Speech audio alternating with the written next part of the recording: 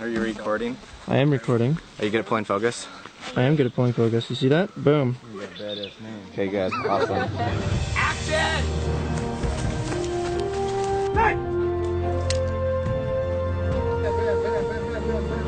So I had the opportunity to work directly with Ubisoft, who makes the Far Cry series. And it was honestly one of the best experiences I've had as far as making YouTube videos. So they approached me and they gave me the opportunity / the budget to go to Hawaii and film a video, YouTube video, based on their video game that actually just came out, Far Cry 3. Basically, they gave me full creative control. They're like, we trust what you're doing on YouTube, just kind of do your thing. Obviously stay within the parameters of the video game.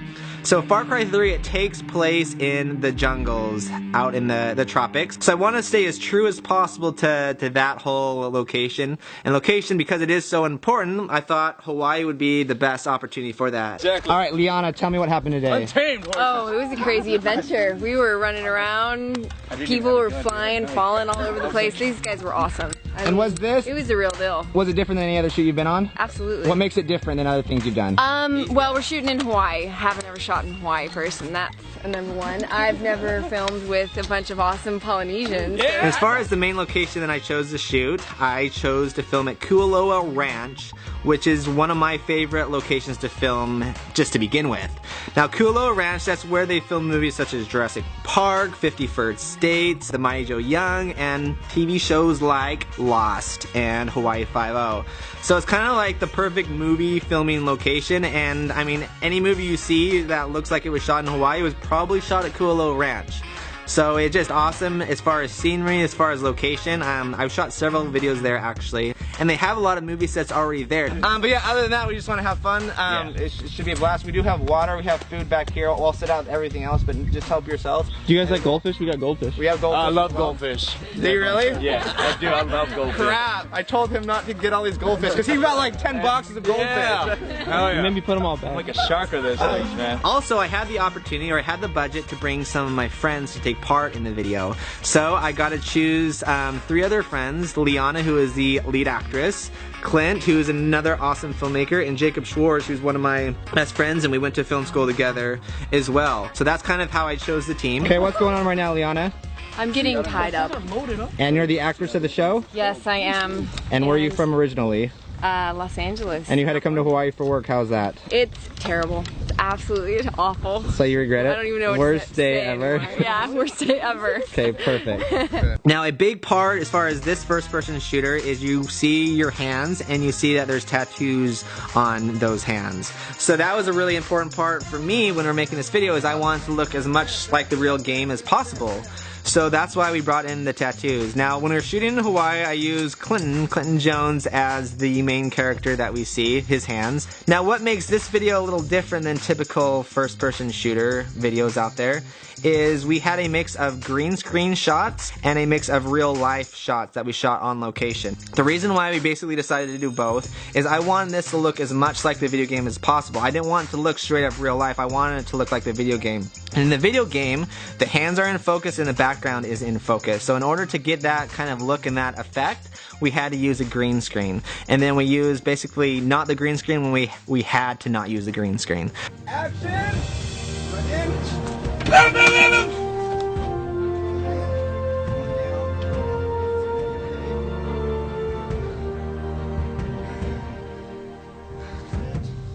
Look in 3, 2, 1. Look over! Ooh! Who's in here? And Liana. So a couple examples of that is whenever we had the main character interact with people or with like the Jeep, for example, when we jumped on the Jeep, that was Clint. He would run right next to me and he'd put his hand on the Jeep and we'd get up together. So we're literally side by side because we couldn't have the green screen interact with something that wasn't there.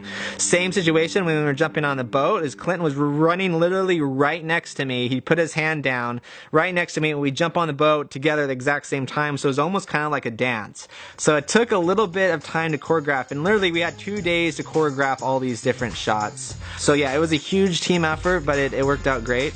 Now, because when you play a video game, as far as first-person shooters go, it is a one-shot, which is a very hard thing to pull off when you're dealing with lots of people, lots of vehicles, and weapons. So it literally took like almost like half the day to choreograph it and then half the day to shoot these different things we were pulling off. So we just kept on choreographing it, and then it would take us several tries to get it right because everyone had to do exactly what they were supposed to do without any failing, or it just wouldn't work. So literally that's what you see in the video is a lot of different takes. And we tried to make this look like a one shot, and it actually is a total of 9 different cuts in there, or 9 different edits in there total, and we basically had to stitch those shots together to make it look like it was a one shot. So for example, the first shot, we looked through the binoculars, I mean that's one cut right there, and then we cut back with the binoculars going down, that's another cut. So we have a lot of these things that kind of stitch shots together. When we run and we look in the binoculars originally to look at the beach, we were really not close to the beach at all. That was kind of on the other side, you know, like a mile down, half a mile down. So we were able to fake a lot of things just so we could have transitions to make the story feel a lot faster. So we have spent all day filming, and now we have to park in a garage the size that's smaller than the car. Well, not really. Well, 'cause give or we're- take. yeah. We made it, Jake? Yeah. See, look, it took Yeah. us a couple minutes. It's a success. Yeah, Congratulations. mission accomplished. Run No. Hold on. You're right. Bump it. I guess I do it weird where you guys come from. Hey, good job, everyone. So we shot the original video in Hawaii with Clint with his arms. He lives in LA, he went back, and then we had to add a couple extra shots while he was gone. So you can see here we had to use someone else because we couldn't fly Clint back here. So Parker volunteered to be the arms of the main character, and that's what's being done right now. Action!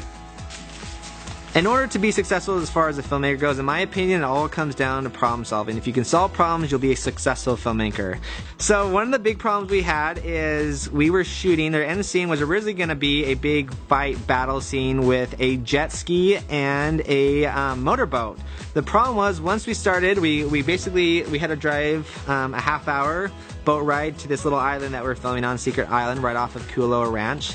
And once we started filming, the motorboat kept on dying or running out of juice. 30 minutes later.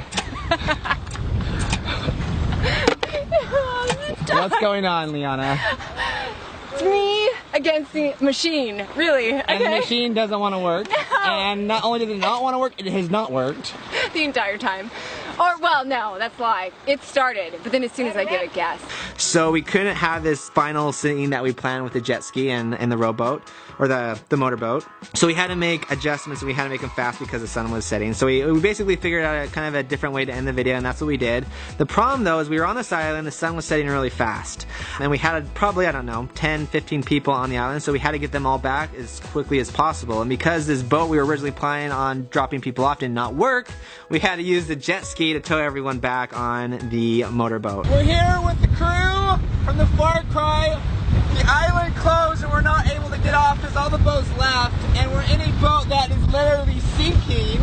We're sinking as We're just doing a behind the scenes. Just keep going. We're doing it behind the scenes. So the boat we had, the engine stopped working the second we started using it, and we were on an island, which is not ideal. So our friend with the jet ski, Paul, he came to our rescue, and he rescued everyone else of the crew. Now we are the last remaining people headed back, and literally our boat is sinking. There are water bottles floating in our boat. It has been a great experience, though. It's a good story. Clint is freezing. Dude, I'm so cold, man. He's cold. He's nervous. We're sinking, and I'm cold, and I can't think right. I can't think Can't straight. feel his feet. He's also afraid. He's greatly afraid of sharks. I'm not that afraid of sharks. Well, hold on. Oh snap. And it was just awesome because it was just very dramatic. It was getting pitch black. We didn't know what was going on. The sad part of the story, though, is after we essentially got rescued with the jet ski, when the jet ski was going back, it ran on a reef or something to that effect, and the jet ski basically got ruined, which was not part of the plan. And had to leave the island buying a new jet ski. Once again, that just goes back to filmmaking. It never goes as planned, regardless who you are, whether you're Steven Spielberg, Christopher Nolan, these big time directors, or whether you're a everyday YouTuber or just this little kid with a camera, we all run into problems, and it just comes down to figuring out how to make it work and making it work, and making people think that you didn't have any problems. Like, that's the key thing. When you watch this, we don't want people to think, oh, so Devin ran into this problem, he ran into this problem. We try and make it look like it just worked flawlessly, and that's what making movies is all about, is faking the audience for them to think something completely different. Okay, so we are here with Chris, and he is decked out in Army gear. Our friends at Weapon Blender, they hooked us up with all this Army gear. Tell me a little bit about Weapon Blender, what it is. We are a click and mortar store. We have 2 storefronts here in Utah, and we have an online store that we started 6 years ago. We sell airsoft guns, gear, accessories, everything you need to get out there and sling some plastic at your friends. And your guys' guns, like, you have guns that literally look like, as far as airsoft guns go, you have airsoft guns that look like the real thing, like, correct? That's half the fun. When you get a good gun, it looks the part, feels the part. Most of the time people think of airsoft and they think of the cheap, clear plastic springers you pick up at Walmart. Not necessarily something like this. Which is the real deal. And they actually did a bunch of research on the costumes, the guns. Let's actually look at these pictures really fast. So they actually watched like all the video game trailers, everything like that. And tell us a little bit about what you guys discovered as you guys were researching the game, and from these pictures, just what you gathered as far as making the costumes or gathering the costumes together. They use a lot of shmogs, which you'll find all over video games, although theirs are all red shmogs. So those are the things you see wrapped around their necks. You'll see Special Forces, or a lot of times people think of them just as Haji rags, but a lot of people use them. Most of them are pretty cut and dry as far as loadouts go. Jeans, fatigues, and then some sort of assault vest or even a web belt. So they are pretty simple, but it's important to get the right stuff. So these are AK-74s, and if you look at this one right here, you can see that it looks exactly like the one that we have, down to the mount that we put on it. Obviously this weathering job, we have to take a few liberties with that because they don't come like that. If you guys need to get your guns, come check us out. Glad to help. And as you can see, they not only have guns, but they have the whole full deck of armor and whatever else you call it. I'm not sure what you guys call it. Patty? Gear, just the gear. Okay. We get excited over gear, and we got lots of it. So yeah, once again, thanks guys, and that's it. This is Clint trying to get his quota of goldfish done for the day so that he can get his other quota of Clint, goldfish. we made a deal. Clint got a bunch of goldfish, and you don't buy goldfish on a film shoot. No, you always When buy. we say a bunch, I mean... He bought 2 big boxes, like we're talking Costco-sized boxes, and we don't deal with that. And he promised he would eat them all. We don't deal with that. I lost my voice, by the way. I normally don't sound like this, but Clint said he would eat all of them, and then I told him I'd buy him another box if he did. Did you show what the box looks like? Can I have a goldfish? Yeah, you can. Show us how you eat the big. goldfish. And why do you love goldfish? Dude, they're just great. There's a smile on every They're fish. nutritious. Actually, I don't think there is. Smile in every bite? Look, yeah, there's a smile on every fish. Okay. And you can just palm it like this. Just boom. Okay. Every so often we'll be doing these kind of videos, and they're videos that I'm super stoked on and really proud of. And honestly, this Far Cry 1 has been probably one of the best experiences I've had as far as filmmaking, even though we did have a lot of problems. It was just awesome making new friends, working in a place that I loved, and having a budget to do it when I'm so used to working on no budget. So there you have it, Far Cry 3. Check out the video game trailer. It's gonna pop up, and make sure to check out the original video, Far Cry 3 in real life. Other than that, any other questions you guys have, leave in the comments below, and I will do my best to answer them all, starting now. Thanks for watching. Make sure to subscribe. See you guys soon.